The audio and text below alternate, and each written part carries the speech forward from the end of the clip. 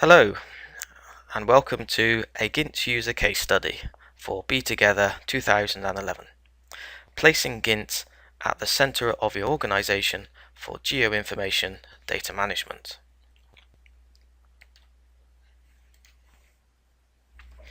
Before I start the presentation, I would like to express my sincere gratitude to the persons named on this slide who helped the visit to the fantastic Be Together 2011 conference possible. The brief for this presentation is to try and cover areas of GINT usage that differ from the standard way in which it is employed and used by the site investigation industry. GINT can be used for much more. It's a very flexible product, and many of you have already found this flexibility. I was asked to note down some of the weird and wonderful things that we do with GINT to try and encourage you to look beyond the boundaries of how you use GINT at the current time and try and see whether you can leverage GINT to apply to other data management roles or concepts or reporting methods within your organization at this current time.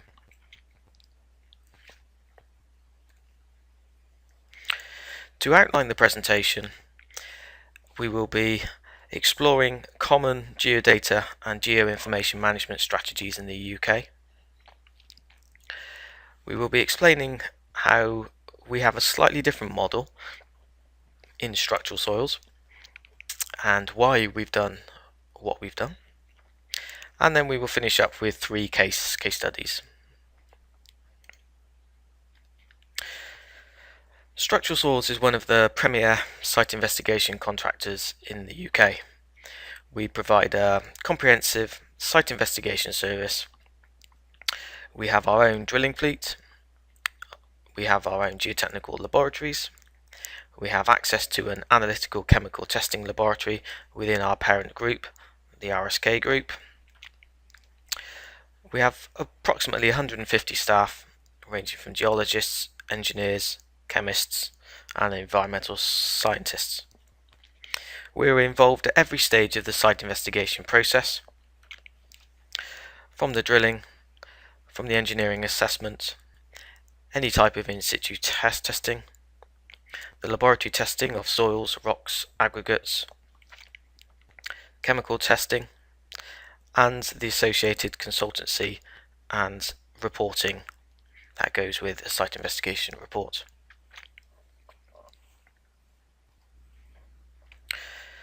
My job as data management consultant is to try and look at the data journey, how we manage data from all stages of the process. The data journey is a bit of a buzzword in the UK. Many companies use it to try and sell products, sell services, but I like it. It's good. The data journey are these boxes. At each box within the journey we have stores of data, transfers of data. We have to store data at the planning stage. We have to transfer that data to people who perform the site works. They generate their own data and record it in some application, maybe on paper, maybe electronically. Site investigation data is created normally in software such as GINT to generate the standard reporting such as logs and cross sections, laboratory analysis, information analysis. We'll go on to the difference between data and information, your final reporting, and of course your archive. The primary aim, in our opinion, is to try and get around this data journey as quickly, as efficiently as possible. If there are delays in any of these connectors, it slows the contract down. If you have particular boxes that are inefficient, most likely that reduces your staff utilization times. So getting around this data journey is very important, and to try and get around it efficiently and quickly is the aim of the game. A little bit of theory. I found this on a UK government website and I liked it. And whenever I describe it to people, it really gets people thinking. The differences between data and information. Data, words, numbers, dates, images, without context. Information is a collection of words, numbers, dates, images, put into a context to give them meaning. And later on in this presentation we will explore the differences between data and information, and how within GINT you can generate both very quickly. GINT should not just be used as a data repository.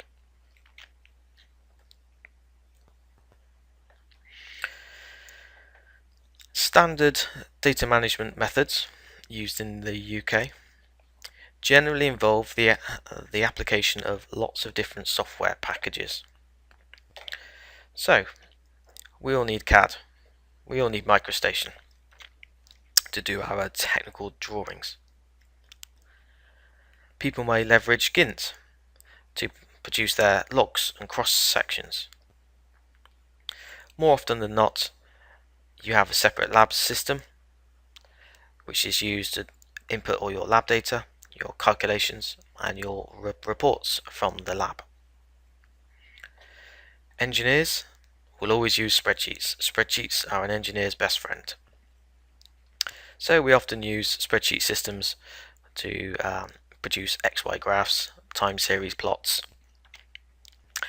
often of data that's held in something like a data repository such as GINT. We will need the word processor to generate our reports, and sometimes Word is used for tabulations. I've seen many examples of people tabulating their site investigation data in Word. Project management tools and specialist software. Specialist software, evidently, we all need. One piece of software does not cover absolutely every data requirement or indeed information requirement. There will always be need for specialist software such as slope stability or tools to enable us to perform contamination analyses.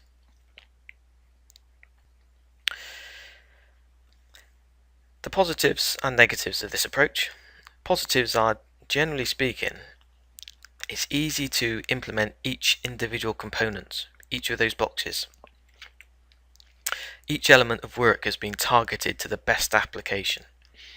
So if we think about producing a graph, we automatically think Excel or a spreadsheet system. If we think about producing a sitemap, we automatically think use CAD. The negatives of this approach is it generates a large number of separate files. If thinking back to the previous slide, we will have a large number of CAD files, a GINT project file, a large number of spreadsheets, Word documents, a lab LIMS system that will have its own set of data files. That could also be a spreadsheet system, and those have to be managed. Now, most companies do have effective data management systems, but we all know that the more files you have, the more you have to manage your data, the more likelihood there is of error. Governance can be a problem. The individual components are often regulated in a very distinct way, appropriate to each package. So normally the CAD team will dictate how the site plans look, or the exploratory hole location plans. The engineer or the technical person, that is the spreadsheet wizard, will often dictate how the spreadsheet systems are developed. You will generally have a GINT administrator within your company who will be the go-to person to set up and customize your GINT system. Governance and the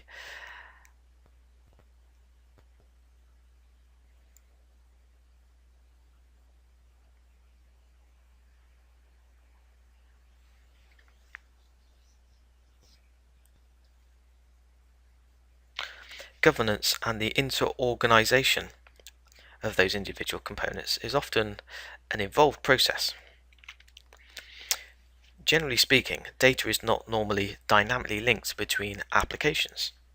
So if we change some data in a borehole log, or borehole application rather, it doesn't magically change that data in a spreadsheet, for example, or on the CAD plan. The major problem for data generators is the mismatch of key fields between datasets stored in different applications. So each of those applications on the previous slide have to be able to talk to each other or communicate their data, imports, exports, the buzzword interoperability. There are data transfer methods such as the AGS format in the UK and indeed internationally that allow you to transfer data between certain applications. But this is still often an onerous task. If you have taken the most simple example, a borehole labeled borehole 01 in your GINT database, you may have your CAD technician mark it up as borehole space 1. A spreadsheet may end up being borehole -1. Those are completely different positions to a computer. And small issues like that mean import, export, interoperability, exchange of data becomes a more onerous process that requires extra applied effort. And we've already slightly covered that this approach requires multiple transfers of data between different applications. You have to be able to transfer your data from GINT to CAD, which you can, but it still has to be done. Or from GINT to Excel to your conditionally formatted spreadsheet. It still has to be done. All of these are possible, but it makes the whole process more involved.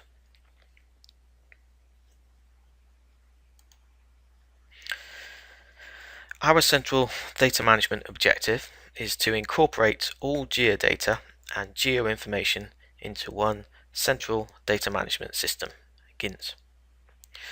Now, by this statement, we're not just talking about using GINT as a data repository. We're talking about using GINT as a data management system, and that is two very different things. People can use GINT to store your data, and then you can transfer and export it to all your different applications to do different work to generate information on that data. But our goal is to try and use the tools within GINT to do that job for you, and to try and reduce the number of imports and exports that you need to perform.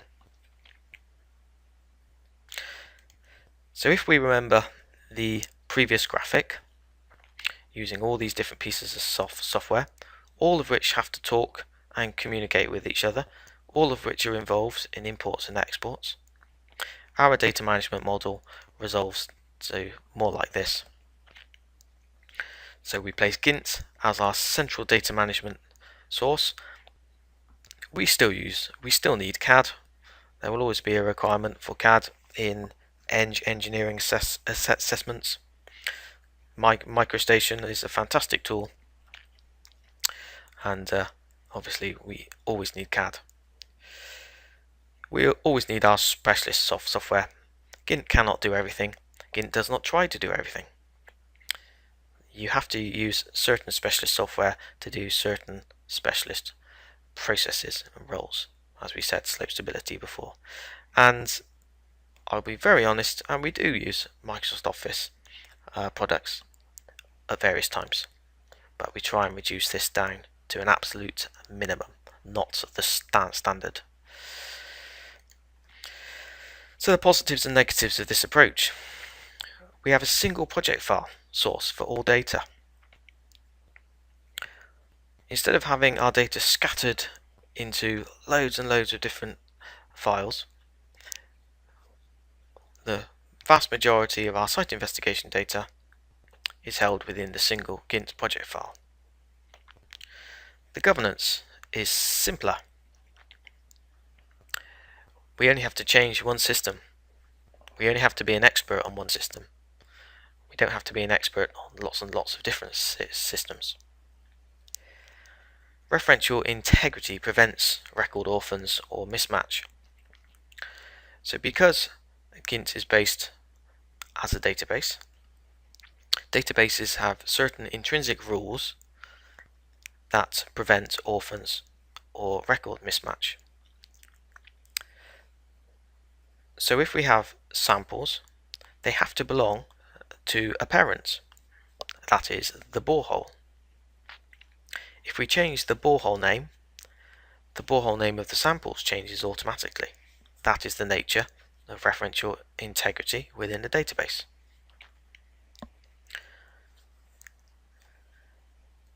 Data transfers are only required inter-organization, not intra-organization. That's a bit of a mouthful, but it's a very simple concept. We don't need to transfer data between all these different sources and receptors, all these different applications, because the data is all held in one place.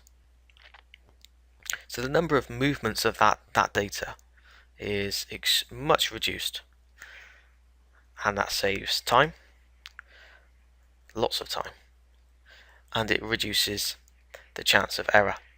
As soon as you have a data transfer process, you will generally have areas that can cause you problems. You generally lose data. Whenever you transfer data between applications, you very rarely retain all the rich metadata that's contained in that application. Often, if you exchange your data from perhaps your lab limb system into such a system as GINT, often you end up losing little key bits of data in the transfer. By having all the data in one place, that doesn't happen. So we have true, always synchronized integration of data and information. So because we generate our information within the same software, within GINT, within the same tables, if we change the source data, the information is automatically updated. So take an example of if we have to change a chemical testing result, we change the result, we hit save, and GINT automatically works out if that change has changed the way in which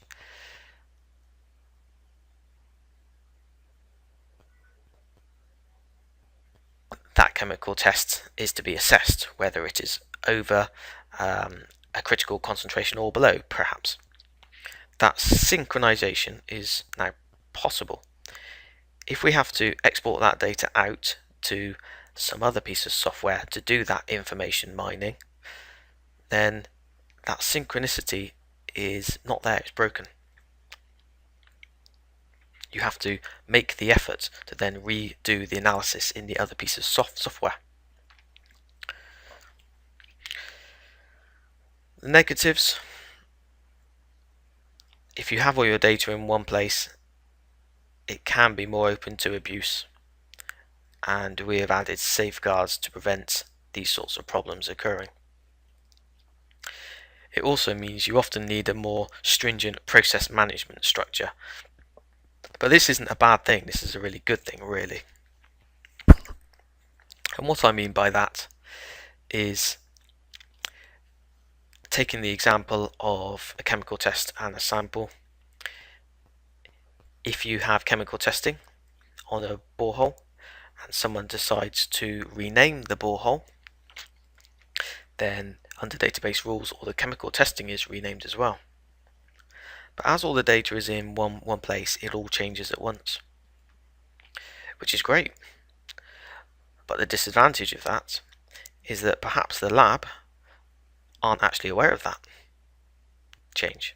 They won't reprint their data unless they're told. So you could then have logs which are referenced slightly differently to the laboratory data. So process management structures that we've developed within GINT prevent this occurring. So it isn't a problem for us, but it is something that you do have to consider when you're adopting this approach. So that simple graphic is effectively how we try to utilize GINT for all these different processes in those globes. And I would encourage everyone to try and think about how they can substitute their current systems into a GINT-centric approach. One of the advantages of having a much reduced system architecture by just having one application is that it's much easier to distribute around an organization. If we look at these three graphics here, Structural Source started as a fairly small to medium site investigation contract with only 2 offices, and we could manage fairly easily and communicate between the 2 offices.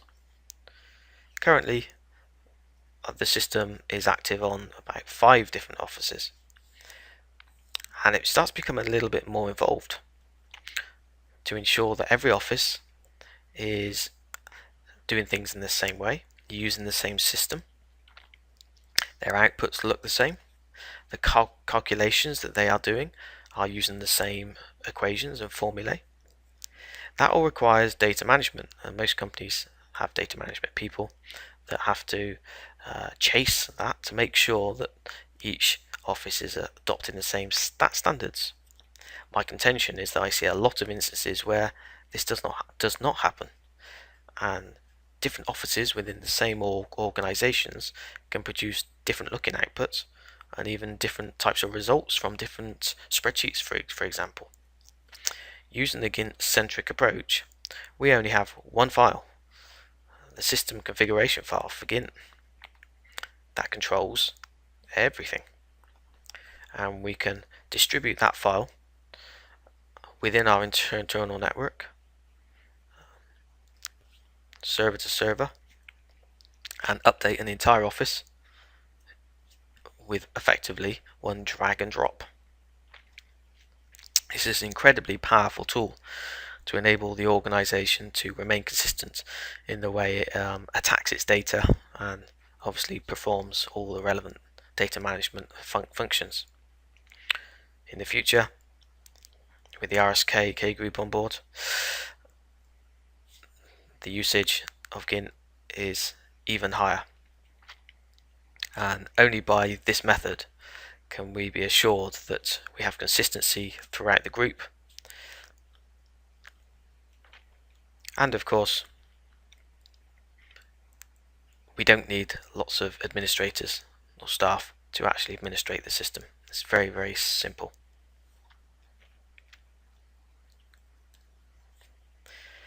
So we do all the standard reporting types using GINT. We do logs just as everybody else does. The power of GINT logs is the most accomplished logging package that I found, with very flexible reporting techniques. We embed optical teleview imagery scaled onto logs. We embed our photography into logs, and obviously do graphical imagery. There's nothing really new there, but it's just good to show that standard data reporting methods, industry leading, is available. We produce cross sections within GINT. They're up to CAD standard. The major addition to our system is the geotechnical laboratory management system. Through the foresight and support of the laboratory team at Structural Soils, we over time imported effectively our entire geotechnical laboratory testing module into the GINT database.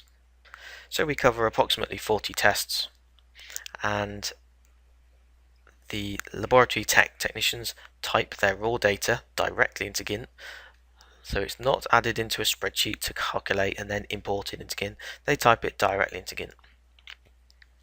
GINT does all the calculations, and it does the reporting using graphs and tables. All the calibration data is held within GINT. We have a sample store management module, and we are hoping to get test scheduling and billing, which is almost live, but not quite. We have intra-lab security and internal office security.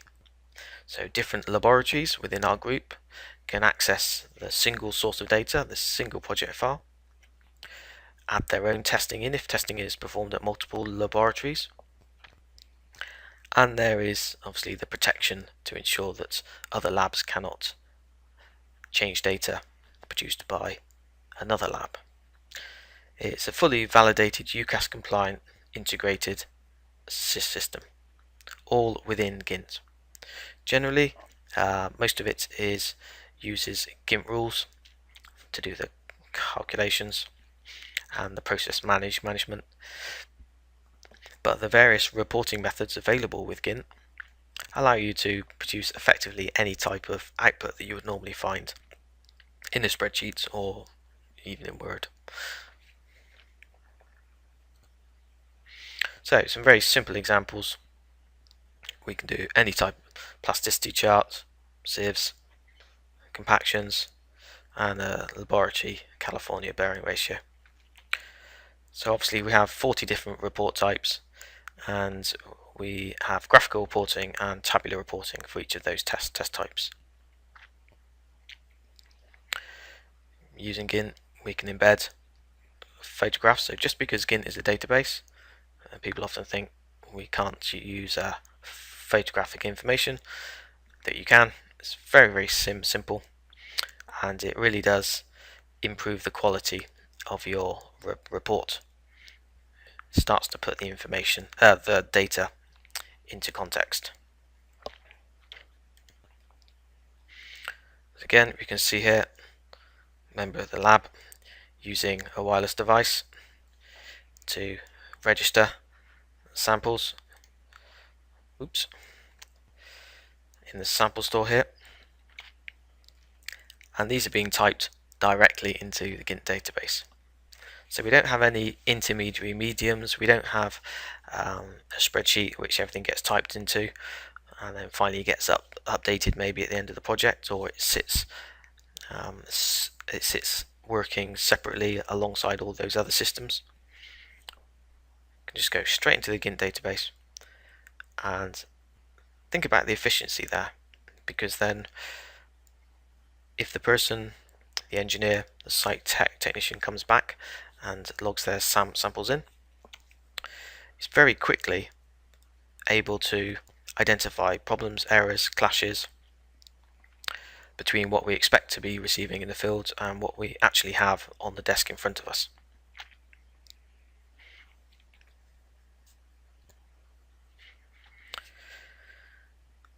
We perform all of our physical tests, so California bearing ratios, plate bearings, sand replacement densities, nuclear density tests.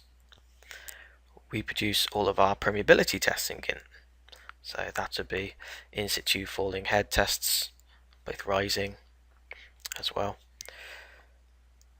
trial pit soakaways, borehole soakaways, packer tests, Lujon tests. And because it's all incorporated within the GINT rules approach, we can ask questions. So the user gets interactively interrogated when they're adding the data in to try and encourage the correct way of producing the test result. And I see many examples where people have multiple spreadsheets in an office to calculate permeability tests, and often they're all slightly different.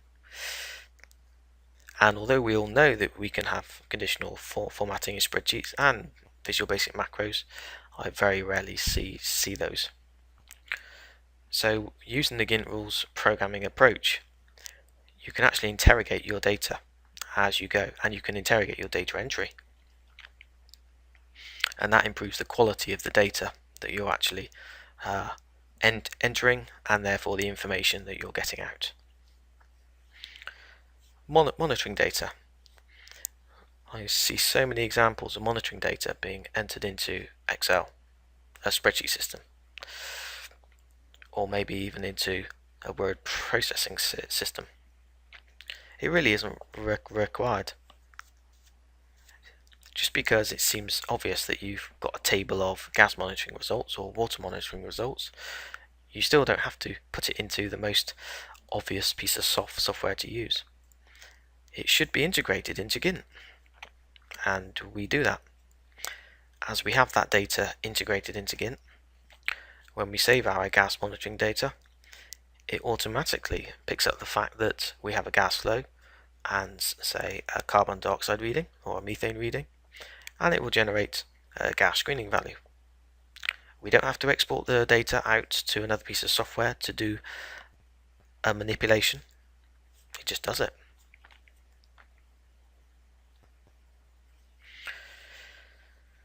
So, two little statements.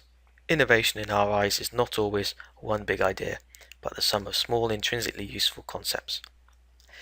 And innovation is not about producing a new product, it's about doing things in smarter ways. So the next part of the presentation is just to show a few of the small items that we've implemented into our GINT system, which makes it a much more powerful system. And these are not out of the box systems. You have to obviously set these up and develop these, but there's nothing stopping you. So the first and probably most important system is user profiles. Each user of GINT has a profile, and it enables us to control firstly whether they can access GINT or not. Every user requires an induction, so we don't want people playing around with software and wasting time. We want efficient use of people's time when they're in the office, and therefore they require an induction. Once they have an induction, their account is unlocked and they can use GINT forevermore. User profiles allow us to control the way in which people access data.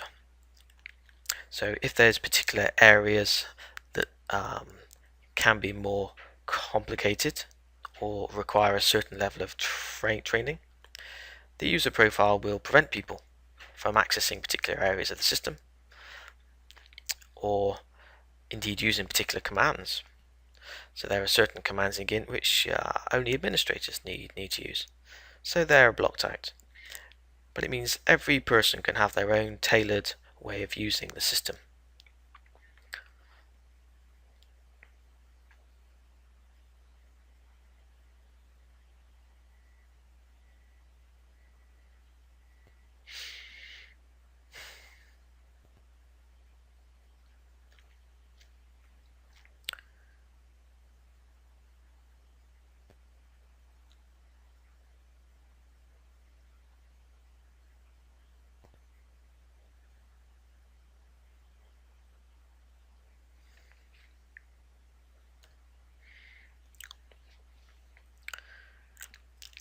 In terms of data protection, because all the data is in one place, we have to protect the laboratory data from change.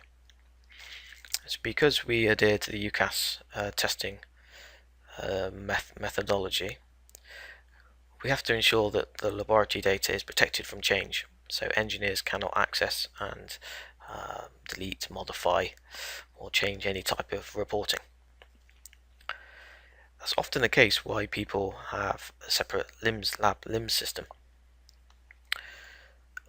But by having all the data in one place, the laboratory data is still available to the engineer for analysis. They can still do things with it. They can produce interpretive graphs using the data, but they just can't actually change it. And that's all done via the user profiles. So if someone tries to edit data in a laboratory testing tab, such as the Atterberg table, for example, then it will check whether that person has rights to edit laboratory test data, and if they don't, it will kindly refuse them that change and revert it back to what it was previously. If they are a member of the lab test team, fair enough, they can make that change. All changes are recorded when records were first entered, when records were last modified against each record, so you can identify for any record in the database who created it and when it was last changed. As described previously, process and change management. The integration of data and information demands a much increased data management level.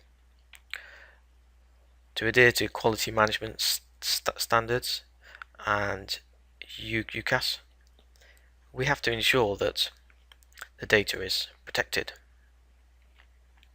So, as touched on previously, the simplest example would be if we have lab testing associated with a particular sample taken out of the ground, perhaps a soil or rock sample, and that is reported by the lab. The report goes off to the engineer in charge of the contract. Maybe a week or two later, the client decides they want to change the name of the borehole. They want to add a prefix, maybe a plot prefix.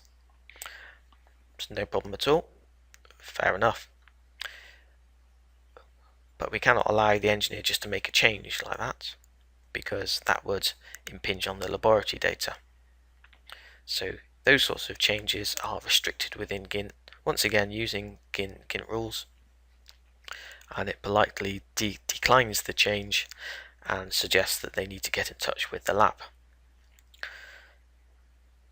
Once the lab are aware of this, they can make the change, produce their reports, the engineer can produce his reports, and you now have consistent outputs for the various types of data and information. Having all the data in one place makes that process easy. Otherwise you have to do lots of different communications with all the different pieces of software and software teams and the administrators of those teams to get the same change made in lots of different places. In this example, you change the borehole reference once, right at the top of the database tree, and it cascades down and changes all of your output. One problem with our approach is that it generates a large database. Standard UK GINT database size is about 75 data tables for a GINT project. Ours is nearing 440 now, simply because of all the various tables and structures that we need to enable us to process, say, the laboratory tests or the monitoring data. So enable us to better manage that large database, we use a system called database views. So if you're a laboratory technician typing in some compaction data or a consolidation test, you generally don't need to worry about the in situ gas monitoring tables or indeed the logs tables, the tables used to generate a standard boring log. So by using database views, the user can select the view of the database that is most appropriate to the task they require. In this case, perhaps if they are a laboratory technician in Bristol, they would pick the Laboratory Soils Bristol. And that will then present only the tabs related to the Bristol laboratory. If we have a technician who is monitoring a borehole for gas concentrations or maybe water levels or water quality, then they would go into GINT and they would select the monitoring tab, and it will hide all the tabs that they don't need to see. It might only leave them with 10 data tables. Such a very simple thing, but it increases the efficiency in the way in which we work.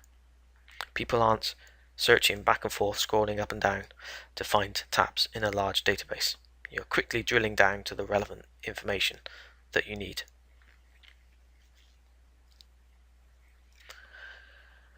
It's a very simple thing. We've all seen conditional formatting on the popular Excel spreadsheet systems. People rarely use it in GINT, but you can.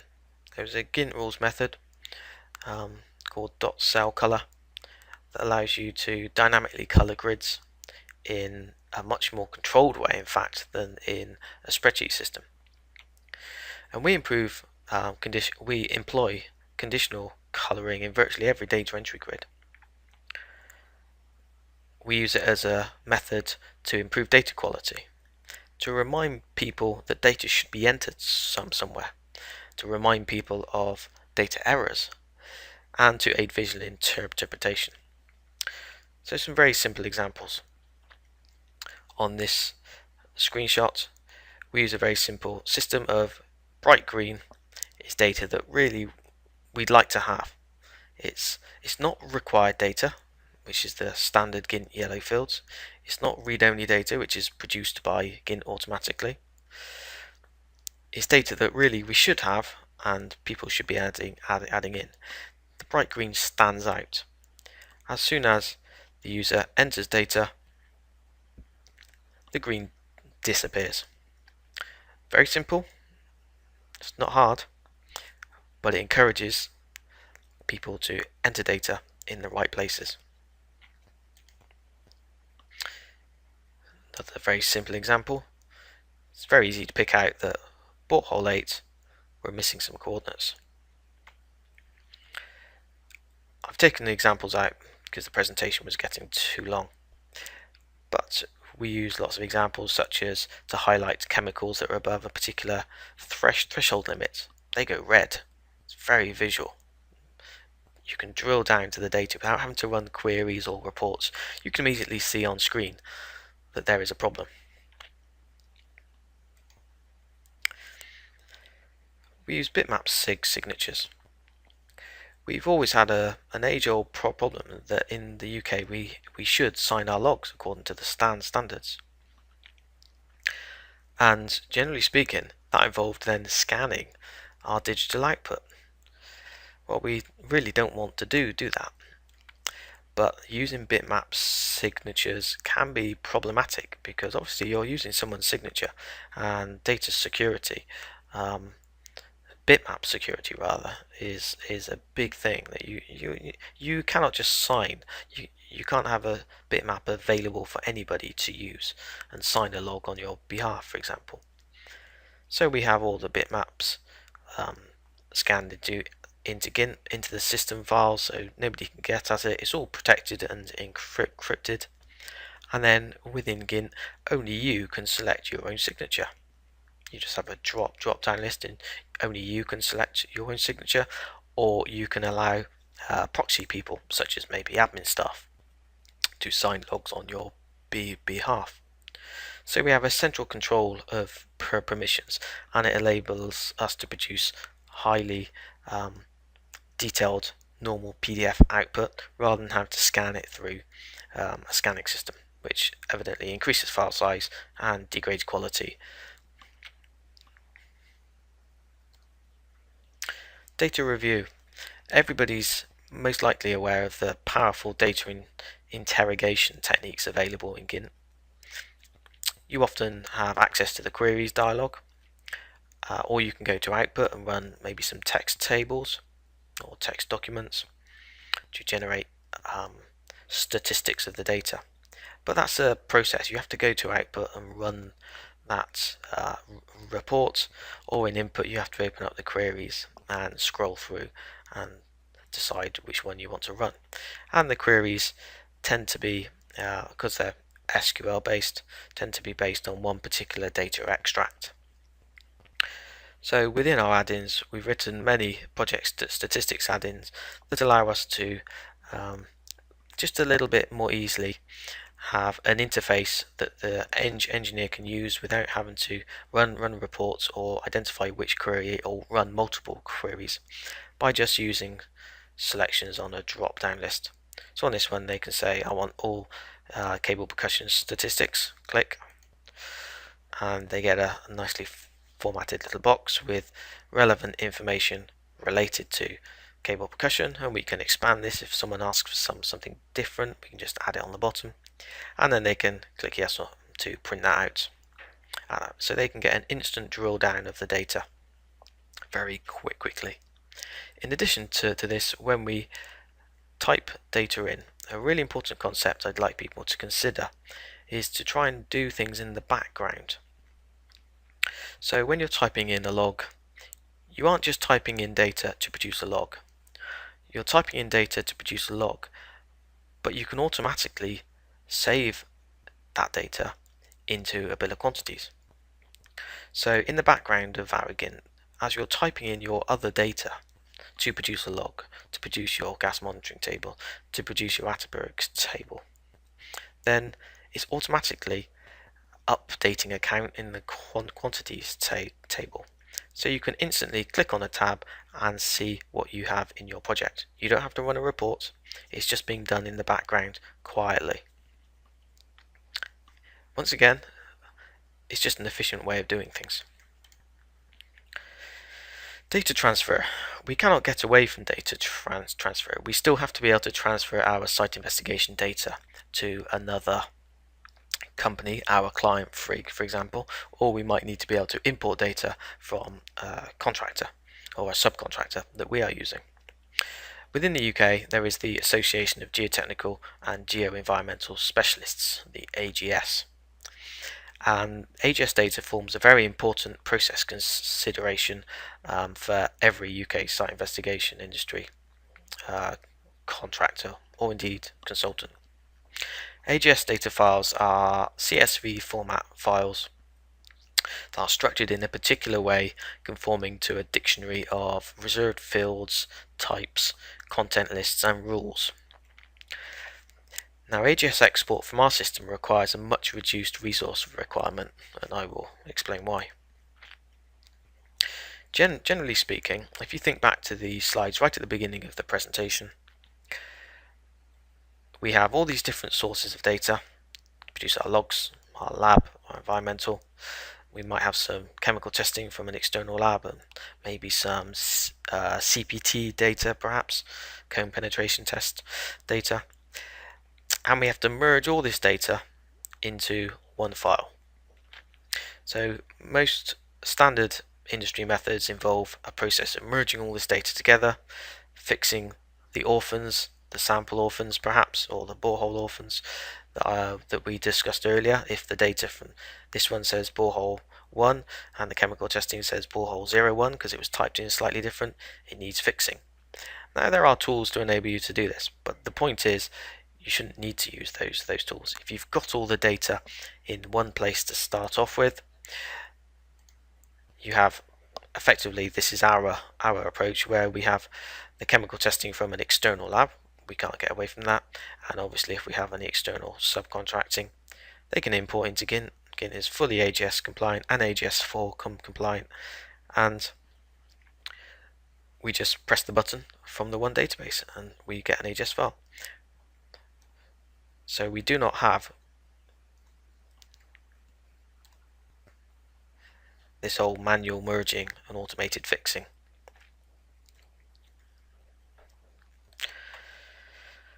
So that's just a few of the different things that we do with GINT.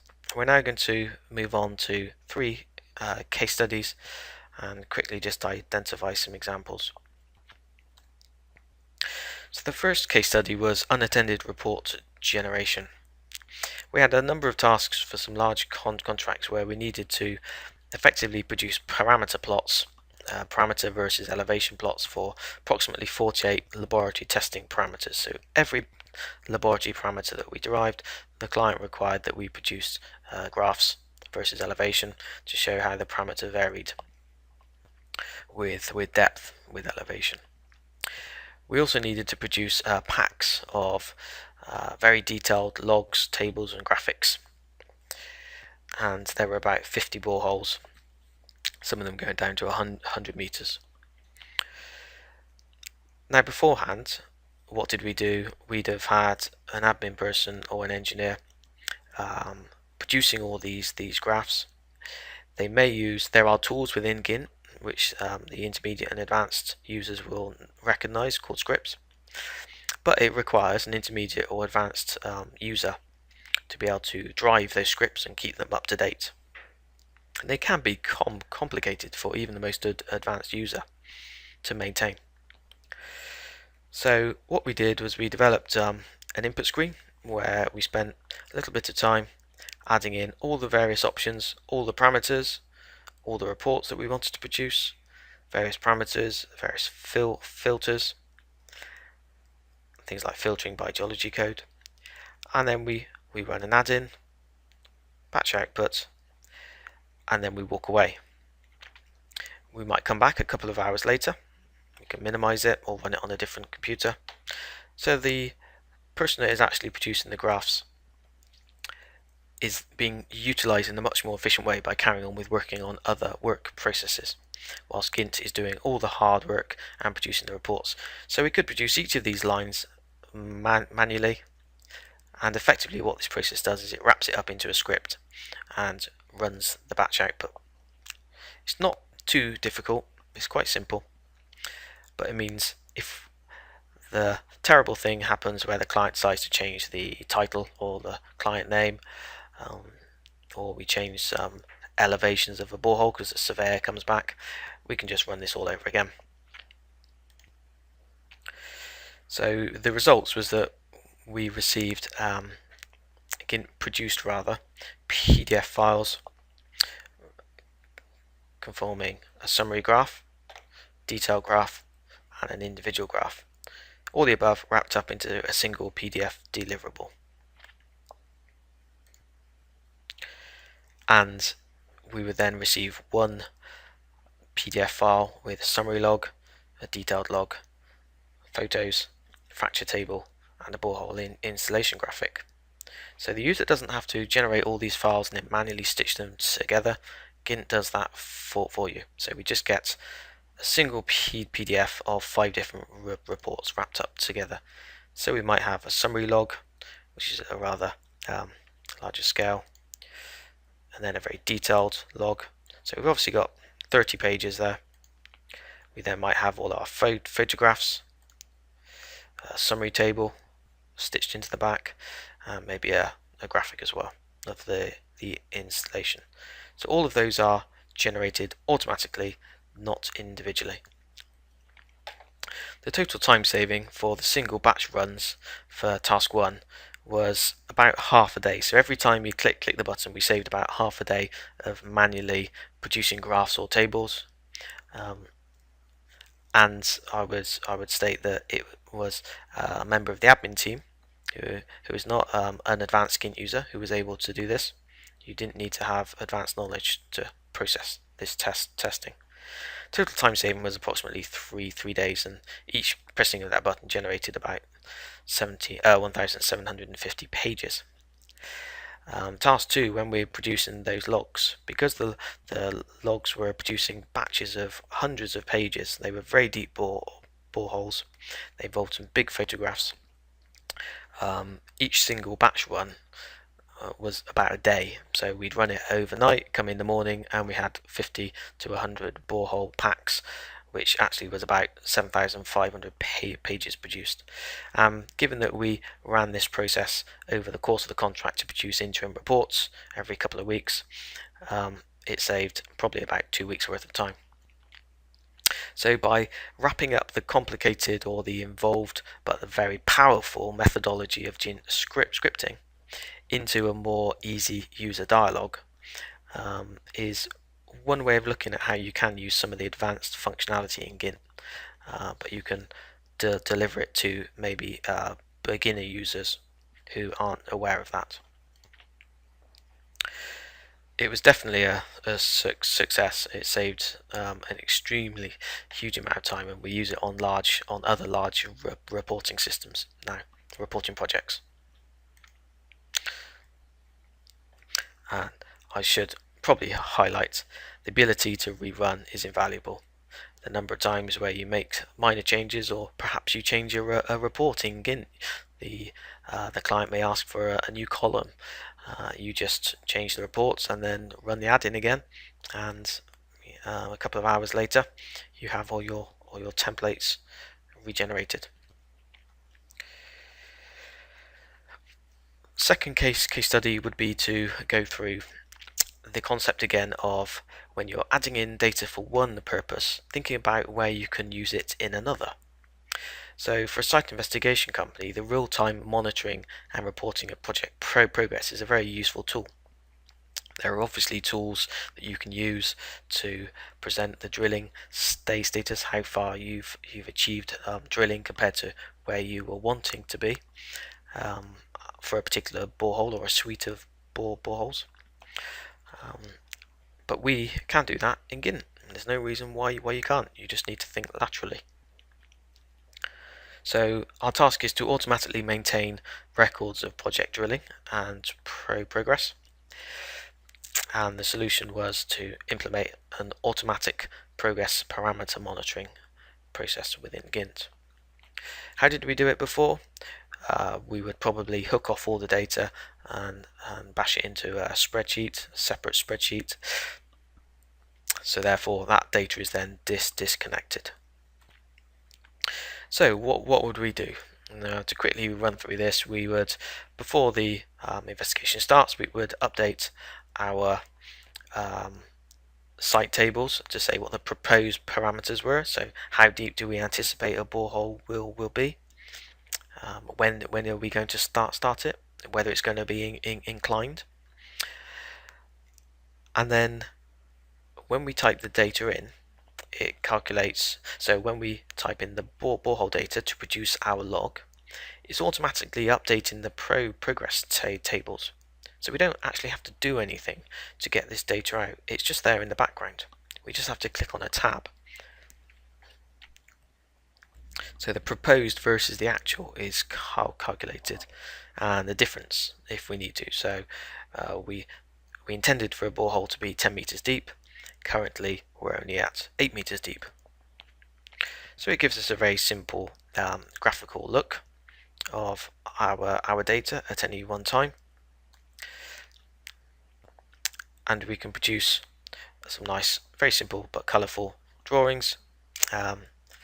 So we can see the hashed area is that was the planned final depth. The red is the drilled depth, but it's not final, so we haven't actually ticked the box to say this borehole has been completed. Blue is currently drilled, that is final, so in this one we actually stopped a bit short, this one we were bang on. And the green is then whether we've actually logged it. So whenever we type in the descriptions into our logs, it updates in the project in the progress table to say we've actually logged to that depth. So we can see that all of these we've logged everything, and on this one, bore 504R, we've only just started logging it. Very graphical, instant way of seeing how far we have progressed our investigation. So the final case study is to say a little bit about advanced use of user report dialogues.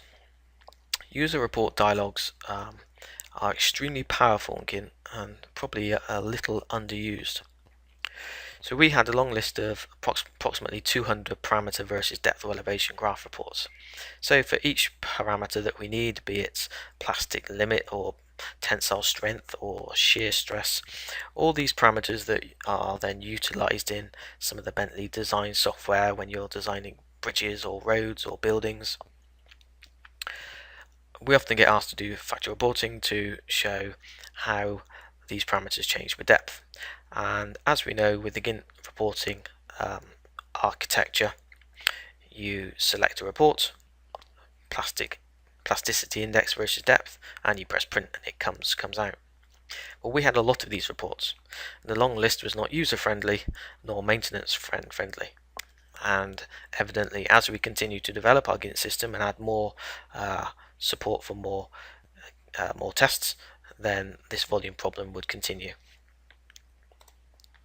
So the solution was to develop a concept called the mother of all techniques approach, or MOTE. So rather than a specifically formatted report for each parameter, so a report for plasticity index, a separate report for Brazilian tensile strength, a separate report for shear stress, MOTE approach encapsulates all the parameter changes within the individual reports into one user definable dialog. So that's the standard GINT output, and we can see we have graphs selected here, graphs and a plot. So when they press preview, they get a dialog box come up and they select the x-axis parameter. So we have a list of our 40 parameters. In this one we've selected Brazilian tensile strength, and we choose whether it's plot versus depth or elevation, and we can set some of the simple parameters like the axes, mins and maximums, and we can select whether we can filter by a particular geology code. So the user doesn't need to know what the geology codes are in a database, it just lists only the codes that are available for your particular project. So this dialog covers 90% of your output requirements. If we go back to the GINT output screen, we can see that there is the ability to do filters and range filters, which for the more advanced user enables you to drill down very detailed. But for the 90% of cases, this approach covers everything that we generally need to do. And what we use is we utilize this approach of using the same dialogues for all of our different reporting types. So it's not just for depth versus elevations, we use it for our spatial plots, so coloring blobs or data markers depending on a range of colors for maybe a tensile strength range from low strength to high strength. It has the same look, the same interface. Maybe by time, maybe we want to plot gas concentration by time. We use the same interface. Maybe statistical distributions, so the much histograms in GINT, people do not use them anywhere near enough. They're a very powerful tool to show statistical distributions of chemicals or maybe SPTs, and they use exactly the same dialog box. So familiarity to the engineer enables them to work efficiently, and also it helps the administrator in the background, because we only need to change the system setup of this box and it changes all the pointers in all of these reports. So we have our standard depth versus properties plots here. We have histograms, tables and colored blobs on spatial plots, all generated using the same dialogues.